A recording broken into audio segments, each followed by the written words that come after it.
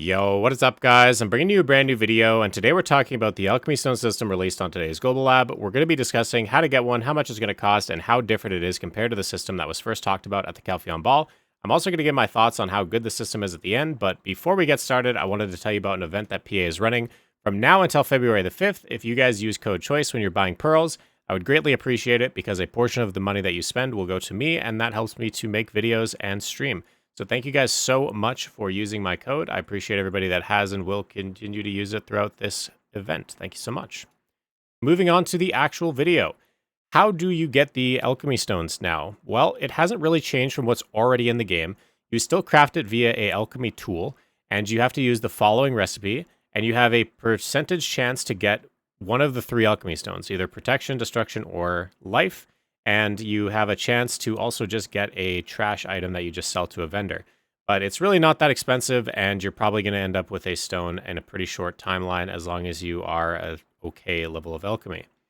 You can also purchase a stone directly from the central market, and any old stones that you have will also convert after this update as long as they are gold grade or higher.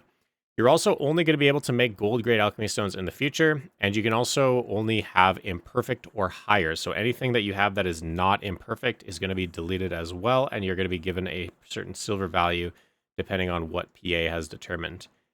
And splendid and shining stones are going to be red and purple grade, which suggests that this is probably one of the last updates alchemy stones for a long time. So moving on to the new upgrade materials. There is a few changes here. You can see a lot of red X's. This is what they originally thought was going to be the system, but they changed it quite significantly. You still need fragile sky essence. You need 20 per dark rift. You will get 20 per dark rift, which means that if you do a cycle of 6 dark rifts every 5 days, you're getting 120 of them per 5 days. And you're going to need to process those fragile sky essences into abundant sky essences, which requires 20 sharps each, or 2 Okilla pieces of the Old Moon, which are 50 million silver items you can just buy from a vendor. So that means that the sharps, anytime the price is above 5 million, you're just going to buy the Okilla pieces. If they are below 5 million, you can buy the sharps, but the price is pretty fixed at that rate. You don't have to panic buy any sharps or anything like that. Now, in this new system, there is no cronstone requirements. So that means that upgrading, the real expense here is just buying the sharps or the Okilla pieces of Old Moon, and the actual polishing rates here are totally different. But we'll talk about that a little later after a couple more things. So the main benefit of making this new alchemy stone is that the alchemy stones are fusible now with the modern alchemy stones, aka the Vells, the Cons, and that means that you're going to be able to get all the sheet benefits of the Con or the Vell with all the passive benefits of the previous alchemy stones, so the Shining and the Splendid and whatnot. So you can fuse them together, you keep the AP of the Vell, and you also gain the passive effects like, say, for example, a Shining Stone has 10% attack speed, while a Vell only has 5%. Well, you can take that attack speed, and when you fuse them together, you get a Vell that now has 3 sheet AP, 16 actual physical AP instead of 8, and you also get the 10% attack speed, as an example. So it's an endgame min-max option, but it's also becoming a lot more accessible because the previous prices we're looking like around 14 trillion silver to pity, but now it's a lot less, and I'll take you guys through the math here as soon as we finish one more thing, which is that now cups and fragment extraction is completely extractable for only 10 million silver through using one of these mirrors of equilibrium. All you have to do is just put in your little stone, you extract, and boom, you no longer have to get only one crystallized despair back, which was the previous system. You'll now get the full cup back, so that's really, really nice. So here is the average cost as well as the pity cost because they're one and the same. If you take a look at the average clicks in the pity, you can see that the average clicks in the pity are practically the same across the board here. And I think that that was by design, which I'm not mad at that system. I think that that's a good system. That means that you can't really get unlucky on this stone. You can only actually get lucky, which is the first time we've ever seen anything like that. Usually pity is for people that are getting really unlucky, but in this case, because of how massive this time gate is, I actually don't mind that the system is the way that it is, with the pities being equal to the average clicks. So, the pity itself being 250 is also a crazy low amount compared to what they first talked about. They said that they originally were going to do like 750 pity, and they said that they were going to lower that number. And the way that they said it, they were going to lower it by like a very small amount. Like they said that they were going to slightly adjust it. And for some reason, the word slightly means they're going to cut it by 1/3, which is crazy. But, I'm not inherently super mad about that. I think that's good given how nasty the time gate is. You can see it's 312 days still at 250 pity. And the average cost per click, instead of being around 16 billion like it was prior, it's now only 3 billion given the current marketplace prices. So that's actually really nice.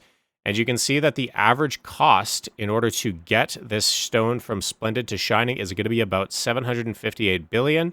If you were to cumulatively add all of these numbers, we're looking at around 950 billion to go from a Sturdy all the way up to a Shining.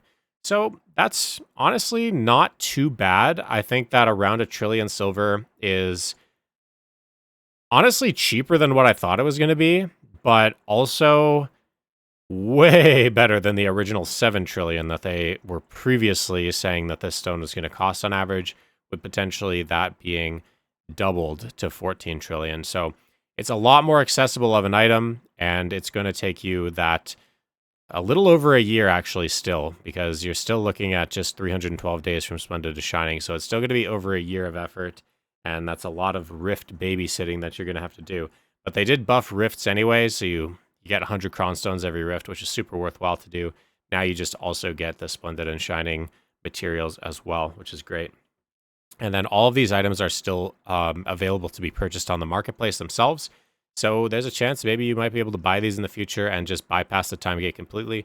But this is a very end game and very sought after item, so I don't see them sitting on the marketplace for a very, very long time.